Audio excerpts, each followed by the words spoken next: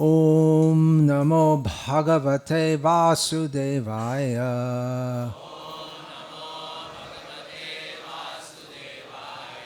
Om Namo Bhagavate Vasudevaya.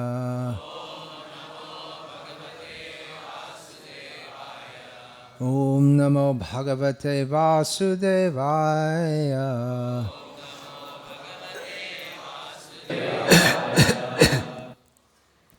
Srimad Bhagavatam, Canto 3, Chapter 14, Text 42. Translation and commentary by His Divine Grace, Srila A.C. Bhaktivedanta Swami Prabhupada. Ditihi Uvacha Vadham Bhagavata Sakshat Sunabha Udara Bahuna Ashase Putrayoho Mahyam Ma Krudhat Brahmanat Prabho Ditir Uvacha Vadham Bhagavata Sakshat Sunabho Darabahuna Ashase Putrayor Mahyam Ma Krudhad Brahmanad Prabho.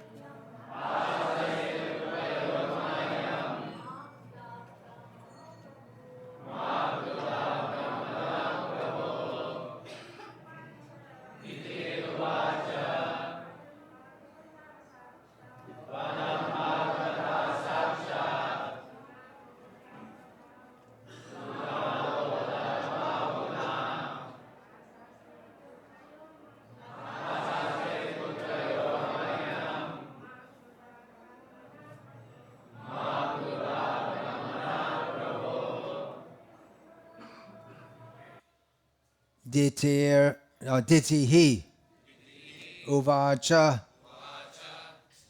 Diti said, Vadham, the killing, Bhagavata, by the Supreme Personality of Godhead, Sakshat, directly, Sunabha, with his Sudarshan weapon, Udara, very magnanimous, Bahuna, by the arms. Ashase, I desire. Putrayoho, of the sons. Mahyam, of mine. Ma, never be it so. Krudhat, by the rage. Brahmanat, of the Brahmanas. Prabho, O my husband.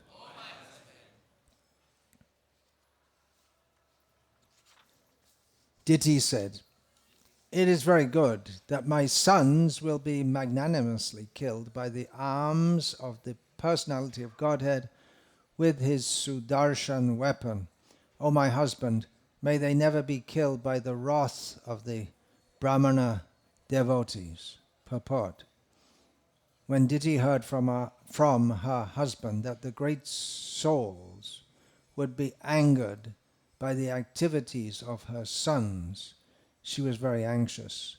She thought that her sons might be killed by the wrath of the Brahmanas. The Lord does not appear when the Brahmanas become angry at someone, because the wrath of a Brahmana is sufficient in itself. He suddenly appears, however, when his devotees simply become sorry. A devotee of the Lord never prays to the Lord to appear for the sake of the troubles the miscreants cause for him, and he never bothers him by asking for protection. Rather, the Lord is anxious to give protection to the devotees. Diti knew well that the killing of her sons by the Lord would also be his mercy, and therefore she says that the wheel and arms of the Lord are magnanimous. If someone is killed by the wheel of the Lord, and is thus fortunate enough to see the arms of the Lord, that is sufficient for his liberation. Such good fortune is not achieved even by the great sages.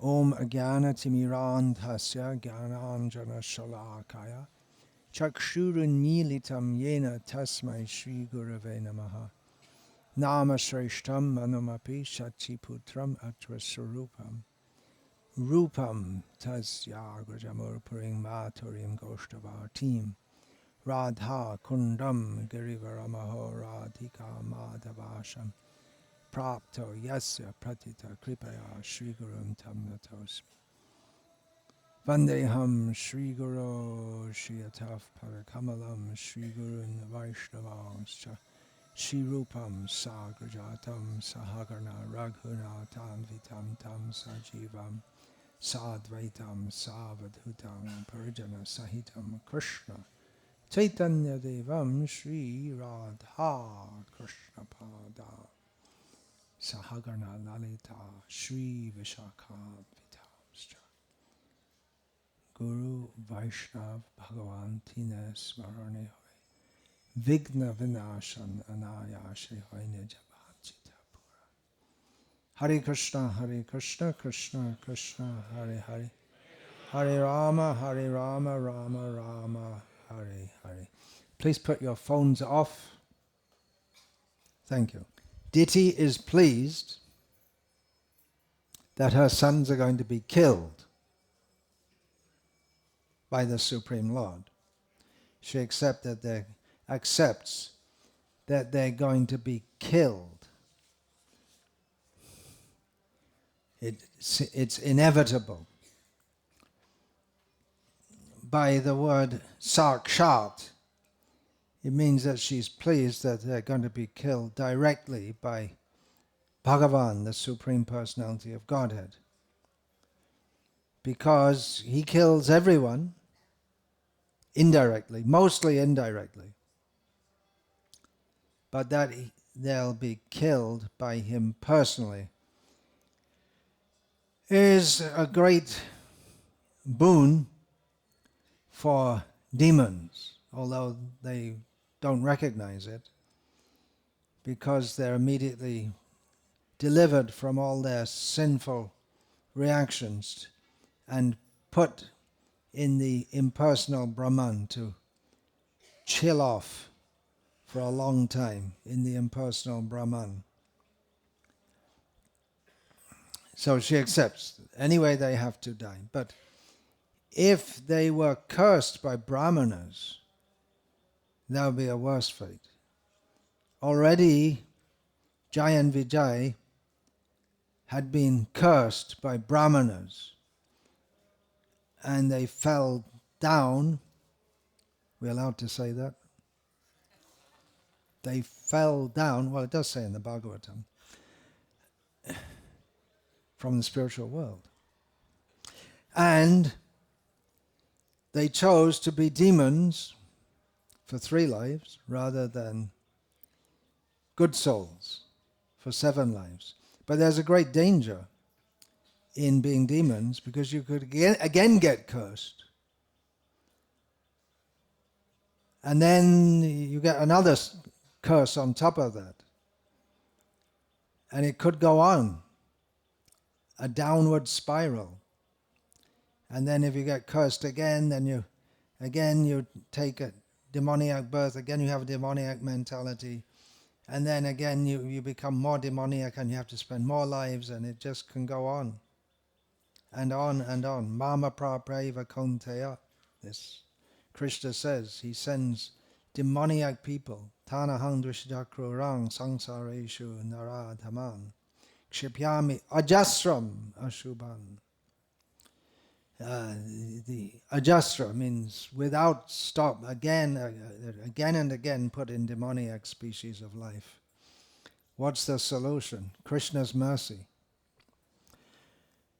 which may come in the form of him killing directly, but it's a rare opportunity. Or maybe by the mercy of the devotees. The brahmanas, if they curse, it's going to be for the good, ultimately, but they don't get, the persons who are cursed don't get cleared from sinful reactions, just as those who are directly killed. Brahmanas, well, see, especially just like Narad Muni cursed Nalakuvara and Manigriva, which became a great boon. They got to live in Vrindavan for many years, and they facilitated the pastimes of Krishna, and they had direct darshan of Krishna in his childhood pastimes. But anyway, it's best not to be a demon. That should be fairly straightforward. It's better to be a devotee. That's why we have these classes, to remind us. It's better to be a devotee than a demon. It is possible to be delivered by the Supreme Lord and his devotees by being a big demon, but it's better not to try that way, because most big demons don't get delivered by the Supreme Lord. What's it like to be the mother of the most powerful people in the world? Wouldn't you be proud of that? Mothers. Be proud. Every woman wants their child to be, their son in particular, to be very prominent. But then what if he's a big demon? We never hear someone want to make a Hollywood blockbuster, the life of Hitler's mother. What was she thinking? I don't know if she was alive or dead or whatever. We never hear anything about it. There was a book Srila Prabhupada mentioned called Shah Jahan. And he's hardly mentioned at all in the whole book. And it's all about Aurangzeb. And someone asked him, well, why do you call it Shah Jahan? Because the idea is that Shah Jahan, as the father, is always thinking about his demoniacs. Whoops, wait a minute, we're all Hindus here, right? Okay, it's a big issue right now in India, the Aurangzeb. So he was a very unpleasant kind of person, and he was killed by the Supreme Personality of Godhead indirectly by the usual process, old age. His father was not happy with him at all, but he was locked up by his son, who had already killed several of his brothers so he could take the crown himself. Why, what do parents think if their children come out like this? It's a risk, isn't it? Even if you raise children to be devotees, there's no guarantee. You have to try, but there's no guarantee they're going to turn out in the way that you wish them to. Generally, the kind of child or the kind of personality that's attracted to a womb has a lot to do with the consciousness of the parents at the time of conception. We know that Diti's children, here the Adi Daitya, there are so many Daityas, the sons of Diti, but the first are Hiranyakashipu and Hiranyaksha. They were born due to the illicit sex of a great sage, very powerful. He's empowered to Prajapati, to make praja, population. So the world also, it needs filling up with demons also, because that's the way the creation is. That people from their previous birth, they are, even from the previous day of Brahma or even the previous life of Brahma, they come forth and they have to be, they require, the material world is required for demoniac people and more saintly people and all kinds in between. So someone has to give birth to the demons, and it happened that Diti, being impelled by fate, was wrong. She was still wrong in approaching her husband at the wrong time, but he gave into that, and as a result, such terrible demons were born. So it's a whole science of procreation. Arjuna's fear, we find he expressed to Krishna before the battle of Kurukshetra. If all the Kshatriyas are killed, women will be unprotected, and as a result, Jayate Varnasankara. The Srila Prabhupada translates this as unwanted population will be born, and practically many children, they are unwanted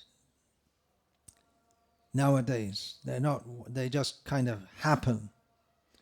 It's not, there's no planning beyond using contraceptive methods. But they're not very much wanted. The mothers are more interested in their careers than their children. And then they send their children off to daycare at the age of 2 or whatever, so they can pursue their career. And the children, they come back home from school. There's no one there, there's no mother there. The children are just something on the side, and the career is more important. And they feel that. They can sense that.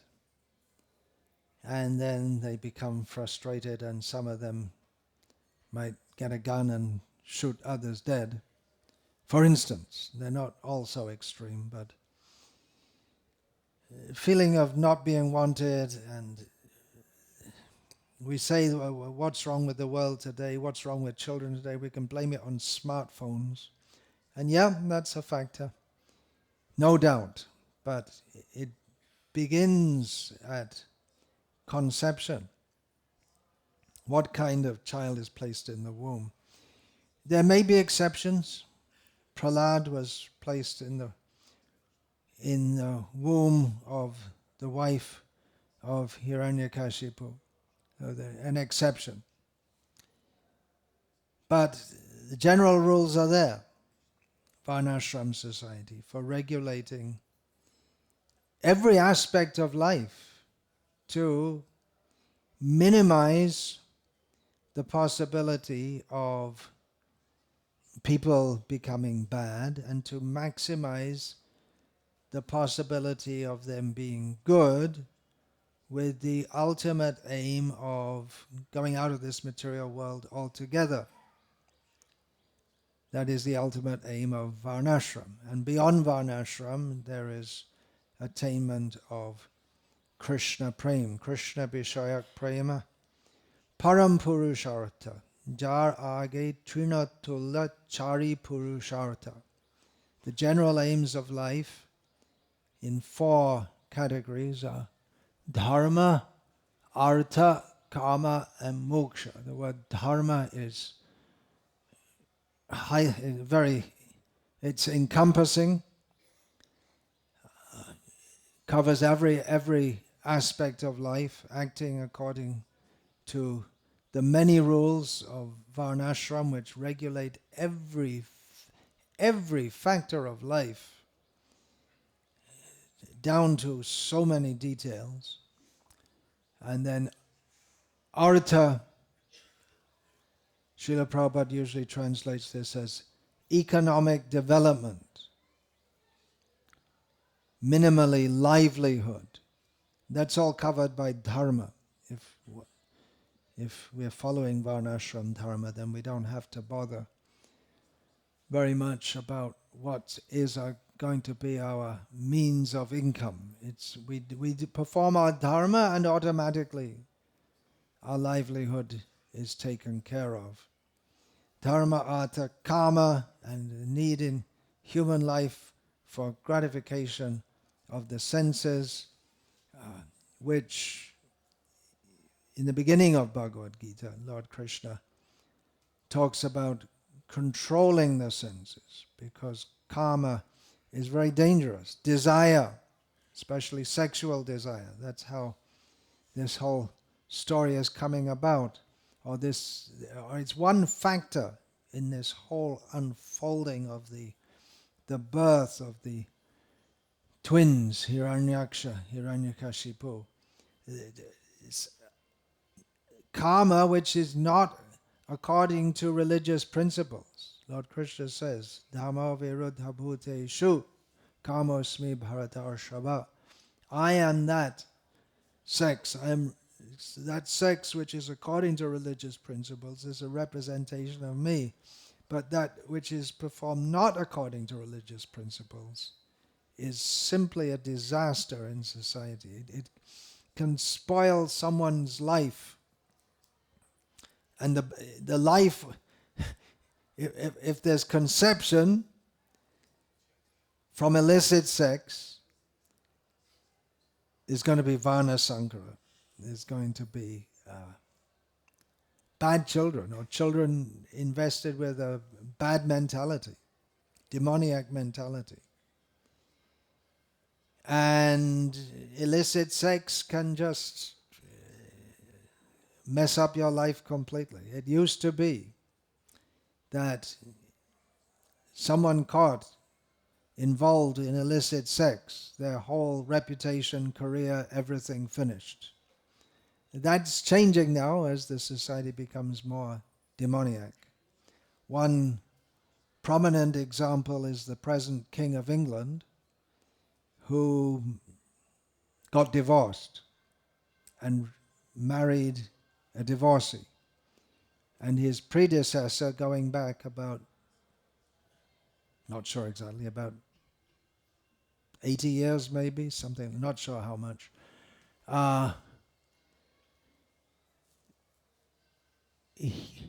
he was not allowed to become the King of England. This was about, 1930, something like that. He was not allowed to become the King of England because he married a divorcee, which was considered wrong even in beef-eating England. But nowadays it doesn't matter. And what to speak of the President of the most powerful nation in the world at the present time, militarily, economically, who... Anyway, I wouldn't say much about it. I'm supposed to be going to America in a few days. I don't want to get turned back at the immigration. But anyway, you get the point, I hope. That among shameless people, there are no principles. The principle comes down to might makes right, which prevails in the animal kingdom. People become more and more animalistic.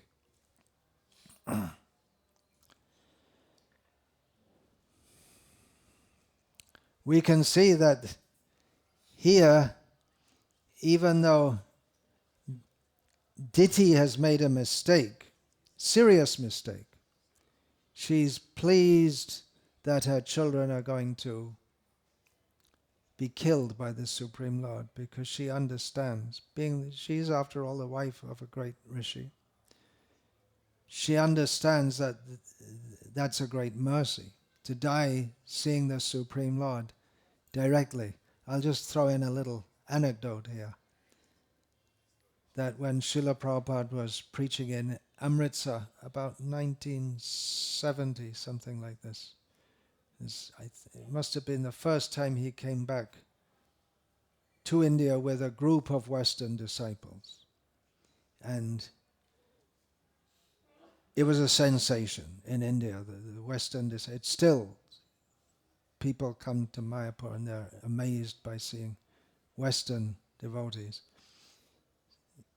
So Srila Prabhupada visited the house of one Kshatriya, by caste and also by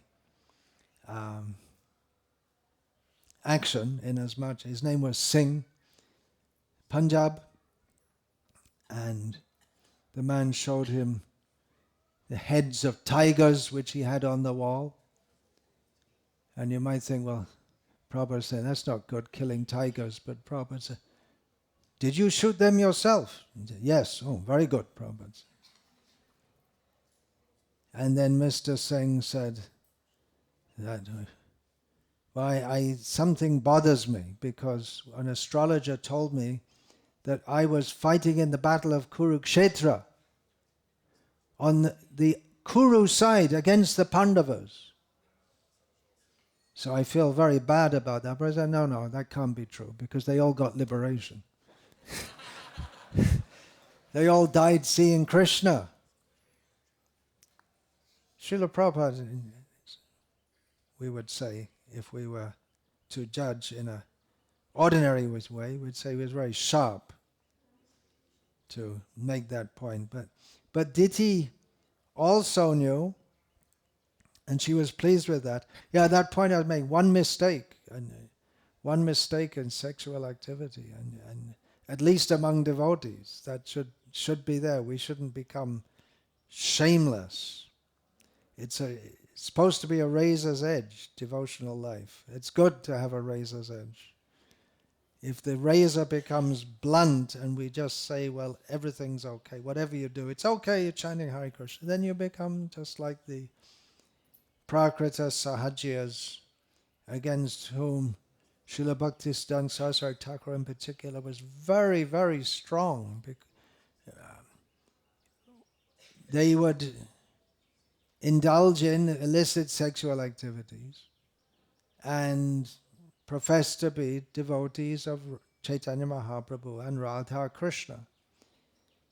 And the whole name of Vaishnavism was spoiled, and they insisted that this is quite acceptable because, after all, Krishna is very merciful. And then where's even the religious principles? What to speak of spiritual upliftment? I've mentioned a few times in my talks, I'll say it again now, it's appropriate, that a few years ago I was in a village in Croatia, in Europe, where we were having a get-together of devotees. And the village priest, a youngish man, was invited to visit. He came with his girlfriend. Now, this is a Catholic country. And even Protestant priests aren't supposed to have girlfriends. They're allowed to have wives. But priests, Catholic priests, they're supposed to be celibate. So afterwards, I asked our host, a devotee, that, well, what do the local village people think about him having a girl? I mean, he just came with his girlfriend. It was not trying to hide. It wasn't that he met her in the middle of the night or something. He just came with his girl. And my host, Murari Gupta Prabhu, said, well, they say, well, you know, it's just normal. People have feelings and people have urges and this. Well, that's true, but religious life is meant minimally. Well, religious life means to go up to God or to recognize God. Or in Buddhism, if there's no acceptance of God, but even there has to be some level of self-control in sexual matters. Without that, as Srila Prabhupada never tired of saying, it's just cat and dog society. And then where's the religion? Some atheistic people say that religion has its use in regulating society, making morals in society. But then if there are no morals left, then what's the use of religion? Or the people in religion, they don't follow even basic moral principles. So it's a razor's edge. And the higher you go, we're talking about socially here, within Vaishnava society, or Varnashrama society, Vaishnava society, the higher the expectations. And the higher you go, the harder you fall, if you fall. That's the point, don't fall. That's why, although in Varnashram society, the chandalas, mlechas, they're not actually part of Varnashram society. They're not even considered fully human. But no one minds if they all get drunk, they fight, they kill each other, they have sex left, right, and center. No one cares. What do you expect from people like that? Different rules for different people. But if a brahmana has illicit sex, if a shudra has illicit sex, not good. But anyway, as long as he doesn't defile a woman of a higher caste. But if a brahmana has illicit sex, then he has to be thrown out from brahmana society. He becomes a chandala. He has no...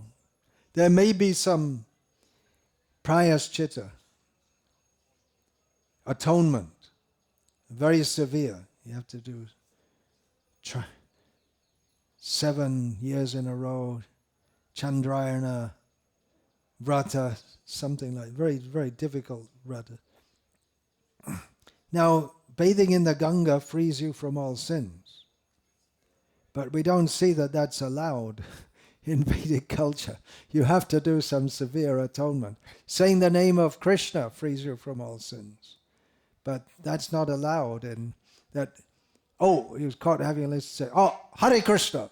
Oh, okay, all right, you can offer Mangal. You're caught in the middle of the night, you're supposed to be on the altar tomorrow morning for Mangaladi. You better get up quickly and take a bath, right? Okay? At least take a bath before you go. That won't work. That's not, there's ritualistic purity is strongly required in Vedic culture. It is required to bathe before offering arati, to be in a state of cleanliness, but then mental purity is also required.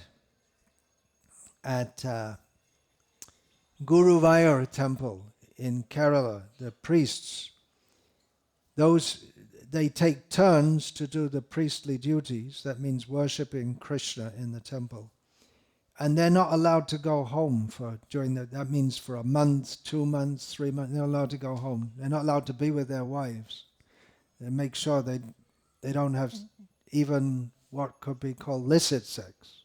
You're going to worship Krishna, just concentrate on that only. That's all. And then later, it's also required in human society for producing saintly children. That is required. Srila Prabhupada wanted to create a class of brahmanas who can lead society. It's a very ambitious prospect, seeing that the traditional brahmanas in India, most of them have lost their culture. And taking people from such a bad culture and wanting to make them into brahmanas who can lead society by their vairagya vidya, by their practically seen detachment from the world and their knowledge by which they can guide. It's very ambitious. Chaitanya Mahaprabhu delivered Jagai and Madhai, Hiranyakashipu and Hiranyaksha. Come again. He delivered them, and they lived a life of great repentance afterwards. He didn't at that time attempt to make them the leaders of his society. Rupa and Sanatan were considered very fallen because they had associated with Muslims. But there's no record of Rupa and Sanatan engaging directly in grossly sinful activities. And Chaitanya Mahaprabhu made them the leaders, or they're accepted as the leaders of his sampradaya, which came. So it's a great challenge, no doubt, to establish a class of brahmanas, but from actual brahmanas. That means Brahmajanatiti Brahmana. In one who knows Brahma is a Brahmana. So in that sense, every Vaishnava is a Brahmana. But to have the qualities by which society can be guided, the 9 qualities mentioned in Bhagavad-gita, those should be apparent in personalities who are fit to lead society. Otherwise, by default, the demons lead. Who is the most powerful? Hiranyakashipu and Hiranyaksha. The most powerful. They became the leaders because they had the most power. They didn't have any principle except might makes right. And that is going on in the world. Increasingly, and the present disturbed situation in the world, of course, is also always disturbed, but getting those of you who follow the news, the world news, can see that it's becoming increasingly disturbed pretty much everywhere, the situation. And it's a matter of might makes right. And that's also acknowledged in Varnashrama society, because the Brahmanas, they don't personally administer, but that's left to Kshatriyas, who control the people, keep them in line, keep them in order, under the direction of the Brahmanas. It's a great challenge. We should do it. It can be done. It's Srila Prabhupada's order. How are we going to save the world? How are we going to save ourselves? How shall we save the world? By spreading the holy name of Krishna, but also, Srila Prabhupada said in relation to establishing Varnashrama Dharma, we want to make a situation which is favorable for people to practice Krishna consciousness. Life in the present society is not very favorable. It's full of asat sangha, is one thing. Another thing is that just to live, people have to work so hard. A few days ago, a young Grihastha couple came to me, and very serious devotees, but the husband said, and it's a common thing, I don't have time for sadhana. Very common thing. It's hard to chant even my round. I have to work so hard, and even then I can hardly support my family. What can I say? What advice can I give? I could say, join one of our farms. Yeah, actually he's living in a joint family, still in Bengal today. Joint family. And they have a family business, but still the pressure of modern life. And they don't live a very luxurious life, anything. They're living in a village. But just the way life is. Kali Yuga works against us. Kali Yuga is the worst time. It can be the best time also. Should be the best time. But Srila Prabhupada has left it in our hands to bring his vision to fruition.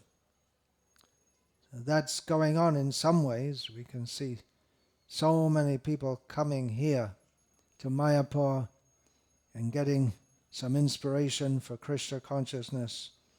What's the next level? What's the next step? Well, Srila Prabhupada said over 50 years ago that we have to institute this Varnashrama Dharma, and that will show people how they can live. You don't have to live this hellish way of life. If we'd done that, if we'd established, beginning with the farms, then so many who came to Krishna consciousness and then went away because they needed to get married, and then they have to support a family, they have to do some work, they fall away because they don't have time for proper sadhana, and they don't get proper association, they get bad association, or they fall away due to, there may be mixed things, bitterness at being treated in ways that they didn't expect by saintly people. And then, if we had the organization,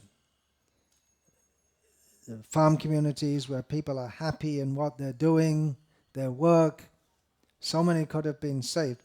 Just a few days ago, I was speaking to one devotee. He's from a weaver caste, but he'd never done weaving in his life. He was doing IT work. And now he's doing weaving. And he's training his son, who's 20 years old, to do weaving also.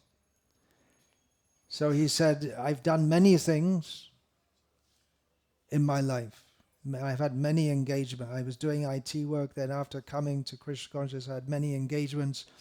But when I took to weaving, it just came naturally to me.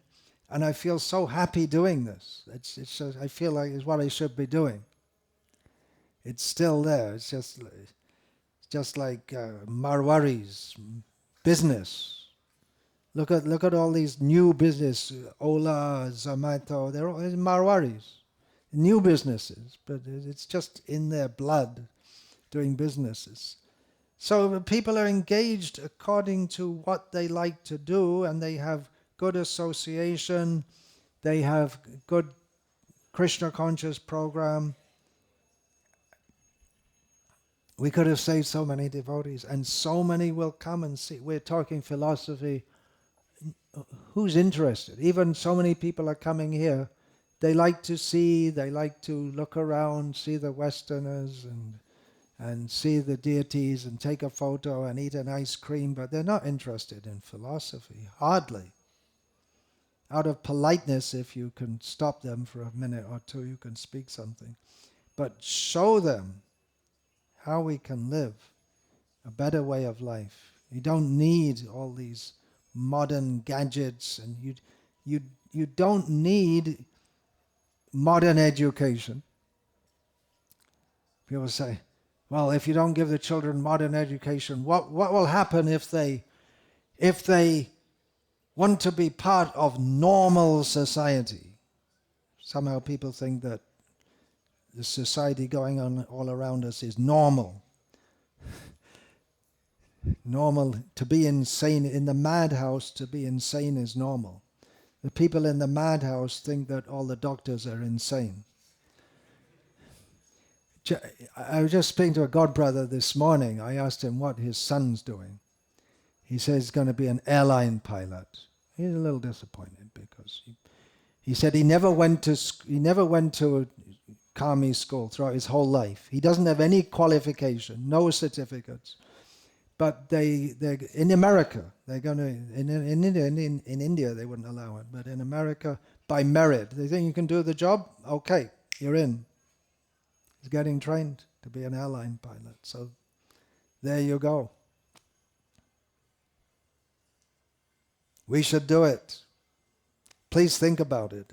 Everything begins with speaking. Srila Prabhupada came to the West, he spoke so many things, and he chanted, he gave prasadam, and things developed. So at least we should think about it, and from thinking comes more thinking, feeling, willing, and then doing. Hare Krishna. I'm supposed to finish with questions and answers and comments by 9 a.m. So a hand is up from a hungry devotee. Hungry for Krishna. Are you hungry? The name Prabhupada gave me, Kshudi, means hungry, but it's also a son of Krishna and Mitravinda. I figured you would know that. In the purport, Prabhupada was saying that Krishna doesn't appear when the Brahmins are chastising someone, but if a devotee simply becomes sorry, then Krishna appears. Maybe you can elaborate on that a little. There's so many ways.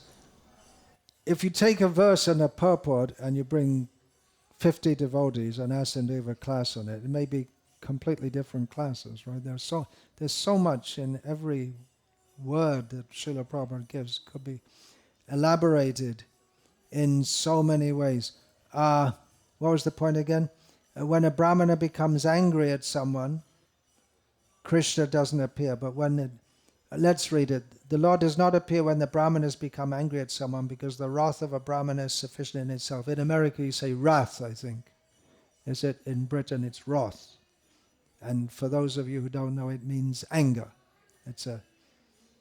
He certainly appears, however, when his devotee simply becomes sorry. So where's Krishna? You can hear the holy names there. Kali Kali Nama Rupe Krishna Avatar.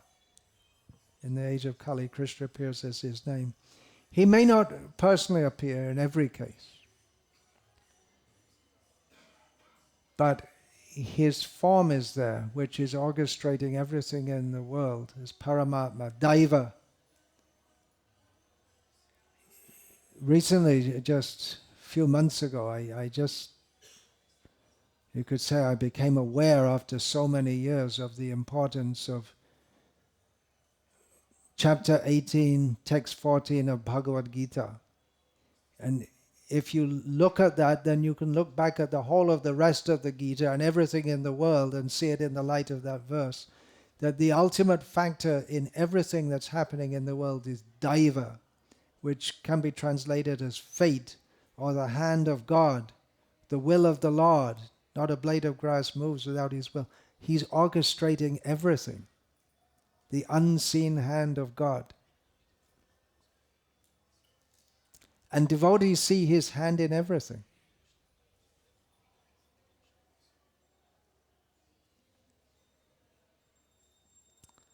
That is God. We see that also in Christianity and Islam. People who are religious, they see the hand of God. They'll say this, God willing, Inshallah, Once I was on a boat, a commercial passenger boat, in one of those huge rivers in Bangladesh. There are not so many boats like that now because they built huge bridges to cover these huge rivers. So I got, and the river was hugely wide. Probably it was unending because of the rain, flooding, rainy season, floods.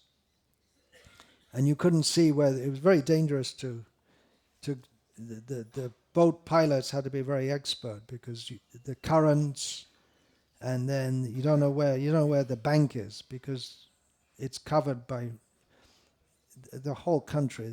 It's just covered by floods, most of the country.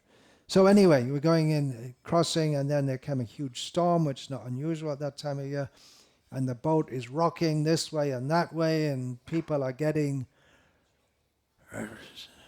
frightened because it's not uncommon that the boats are always overloaded and they're already very down in the water, so there could just be another boat capsizing, which is very common, and then everyone drowns.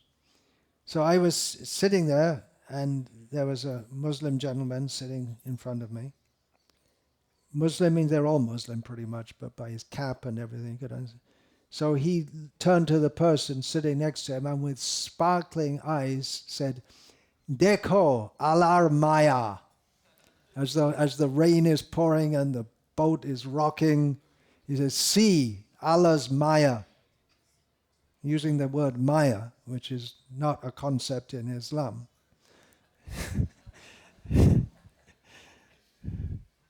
Just as an example, the hand of God. He could see the hand of God. It's always there.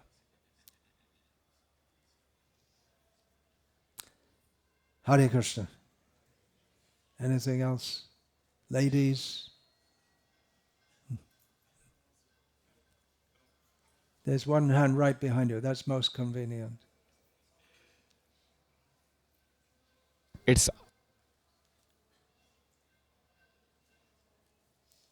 Hare Krishna. It's a little bit out of the topic. Okay, give the mic to someone else. Little bit out of the topic means it's out of the topic.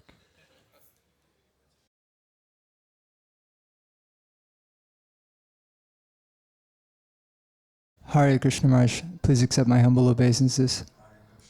On the topic of Brahminical qualification and duties, we hear these 6 primary services of a Brahmana, yajna, etc. In Kali Yuga, should we understand this is primarily Sankirtan Yajna? What is the relation? Primarily, yeah. But that specifically refers to, when we say yajna, that specifically refers to priestly duties, doesn't it? What's the word for that? You're a big English scholar. There's some word for that. It begins with S. The priestly duty, sacerdotal. The priest acts as an intermediary between God and man and the other men. So that particularly refers to that. When it comes to Varnashram, then there are so many things to be researched and how we can practically apply it. It's a big, big thing. It's not a small thing. That, I understand, covers also doing public puja in temples. There are different rules for doing deity worship in temples and doing at home, different levels.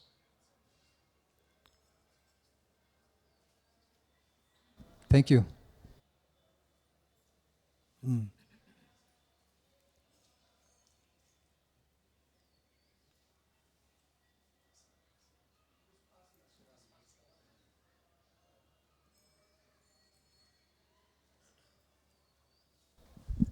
Hare Krishna Maharaj, I was wondering, because you mentioned about deity being misbehaving, seriously misbehaving. And her husband cooperated in that also. Yeah, why is he like totally excused as if he wasn't there? Who? That's Kashyapa Muni. It's like he wasn't part of it. He's like totally excused, totally... Well, no, he's not totally excused. He has to take the consequences also. He also has very sinful sons. They're also his sons. But as I said, he's a Prajapati, and he's the biggest Prajapati of all, inasmuch as he gives birth to practically all the species of life. And someone has to do it, because that's what their creation is for. There have to be godly people, ungodly people, and there have to be snakes and fish and birds. They all come from Kashyap. Then another thing you mentioned is how the consciousness is... Please put the mic a little closer to you. Is determining the consciousness of the parents is determining the consciousness of the children, but the consciousness of the parents at the time of conception is the major factor in what consciousness type of soul will be placed in the semen and transferred to the womb. Karmana Daiva Netrena Jantur Deho Papateya. According to one's work, under the supervision of Daiva, that I was saying, chapter 18, text 14, Daiva, the Supreme Lord in the form of overseeing everything, Paramatma, as fate. So overseen by the Supreme Lord and the demigods, the living beings get different types of bodies. Yeah, I was mostly wondering why the female consciousness seems to be like determining, because it was mentioned in the previous verse, because Diti thought like this and like that, therefore this and that consequence. There is a lot of responsibility in being a mother, no doubt, beginning from the moment of conception. We see also in Vena Maharaj that Anga, his father, was good, but it's said that he had a bad mother, and because that comes to sons especially. If the consciousness and the personality of the mother is usually transferred to the son, and the consciousness and personality of the father is transferred to the daughter. That's the general rule.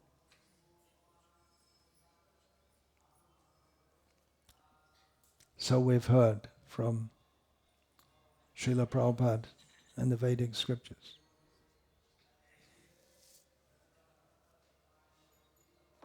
One more question. I'm over time, breaking the rules. There's a question from a lady sitting over there.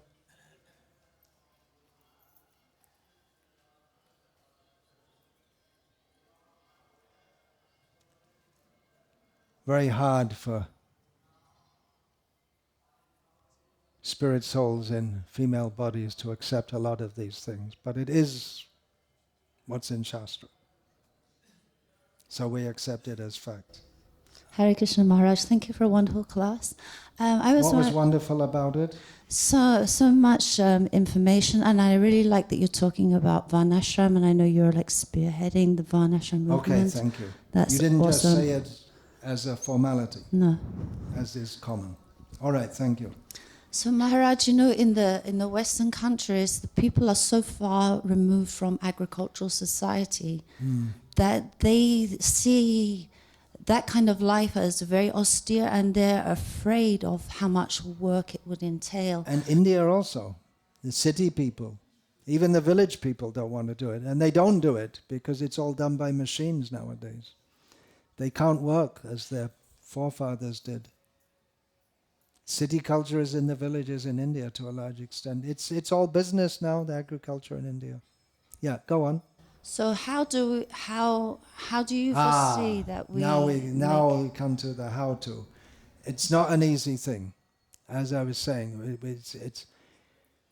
It's not easy at all. I'm not saying you're going to click your fingers and Varnashram, but I do believe that because Srila Prabhupada wanted it so much, that if we as a society all got together and put our brains together and prayed to Srila Prabhupada, we could find out the ways and means to do it. There's no simple answer. It can be done, it should be done. And Krishna's going to help us. Okay, Hare Krishna. I've been asked to inaugurate the Gujarati publication of Sri Bhakti-alok by Bhaktivinoda Thakur. So, any Gujaratis here can take advantage. Gujaratis who can read Gujarati. Jai Gaur Sundar Prabhu. Do you read Gujarati? I saw Satyaram. Do you read Gujarati? No. So many Gujaratis don't read Gujarati. But anyway, if you're Gujarati and you can read Gujarati, here's Sri Bhakti-alok, Vaishnav Sadacha Margadarshika by Srila Bhaktivinoda Thakur.